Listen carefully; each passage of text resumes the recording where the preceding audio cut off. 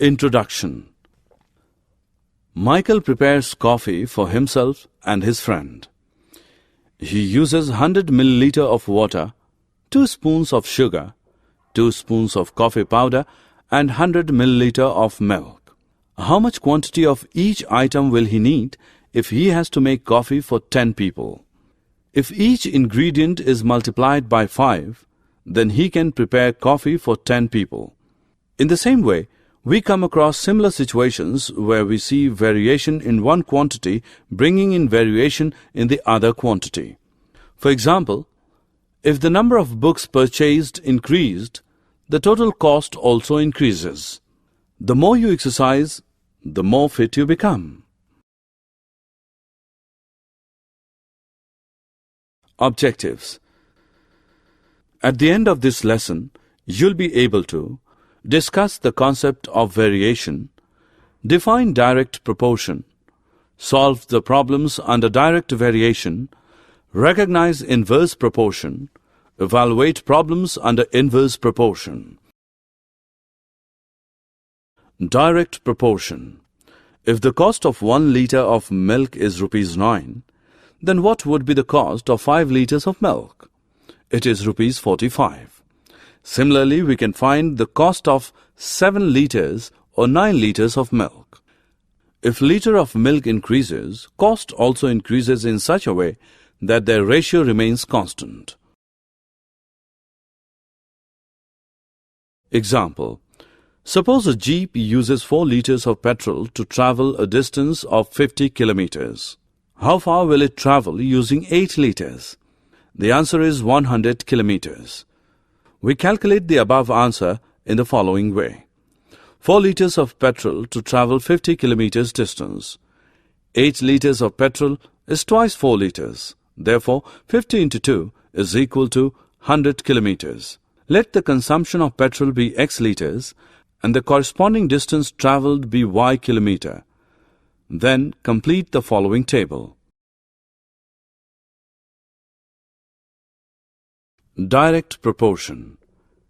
As X increases, value of Y also increases in such a way that the ratio X upon Y does not change. It remains constant, say K. X and Y are in direct proportion if X upon Y is equal to K or X is equal to KY. In the previous example, 4 upon 15 is equal to 8 upon 100, where 4 and 8 are the quantities of petrol consumed in liters X, and 15 and 100 are the distance Y in kilometer. When X and Y are in direct proportion, we can write X1 upon Y1 is equal to X2 upon Y2. Y1, Y2 are values of Y corresponding to the values X1, X2 of X respectively.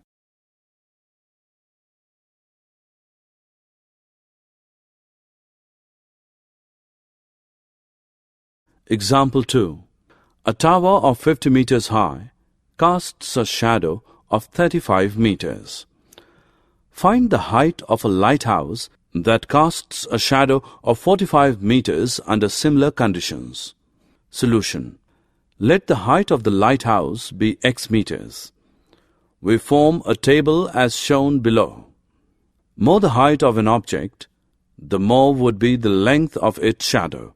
Therefore, it is a direct proportion. We use the following relation. X1 upon Y1 is equal to X2 upon Y2.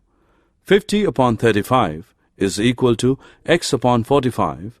50 upon 35 into 45, which equals X. 64.2 is equal to X.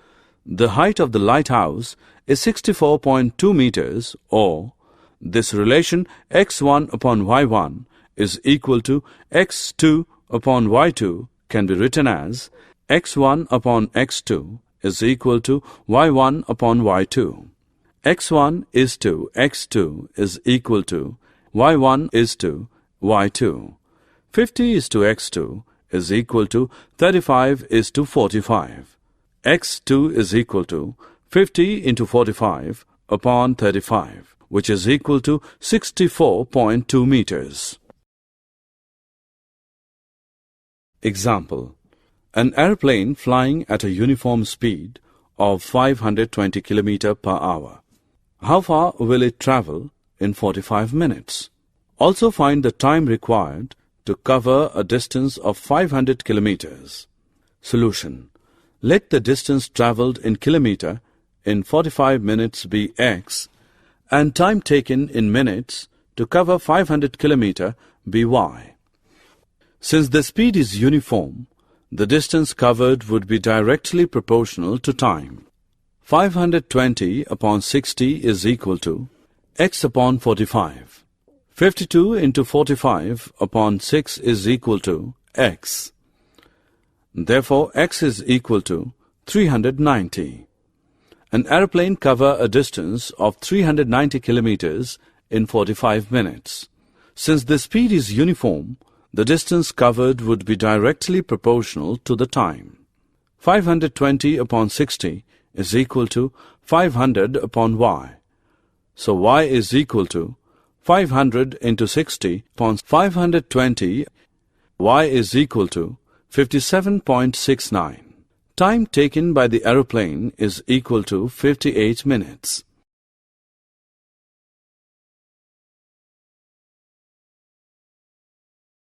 Inverse proportion.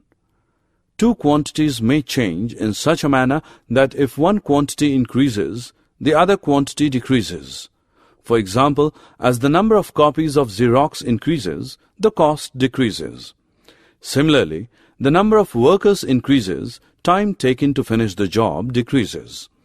Example: 5 tankers are required to fill a tank in 2 hours 30 minutes.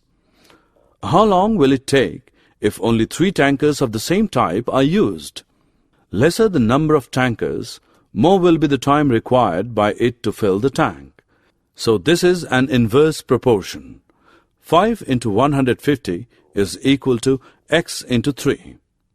5 into 150 upon 3 is equal to x.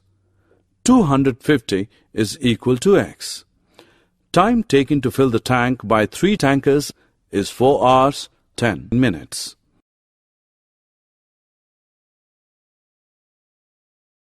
Example: there are 30 students in a class. The number of tables required for them is 18. If 15 of them are added to this class, how many tables will be needed? As the number of students increases, number of tables required for the class also increases. This is a direct proportion. 30 upon 18 is equal to 45 upon x.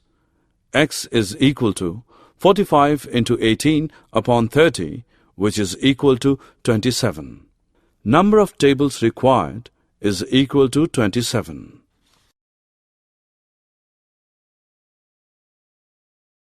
Summary. Let us summarize what we have learned.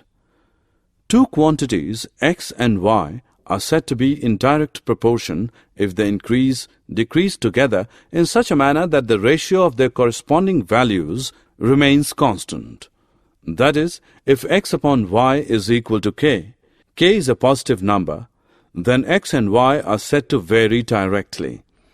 In such a case, if y1 and y are the values of y corresponding to the values x1, x2 of x respectively, then x1 upon y1 is equal to x2 upon y2.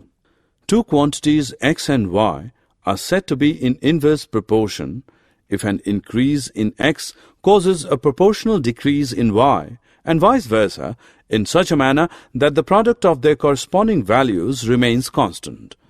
That is, if xy is equal to k, then x and y are said to vary inversely. In this case, if y1, y2 are the values of y corresponding to the values x1, x2 of x respectively, then x1, y1 is equal to x2, y2, or x1 upon x2 is equal to y2 upon y1.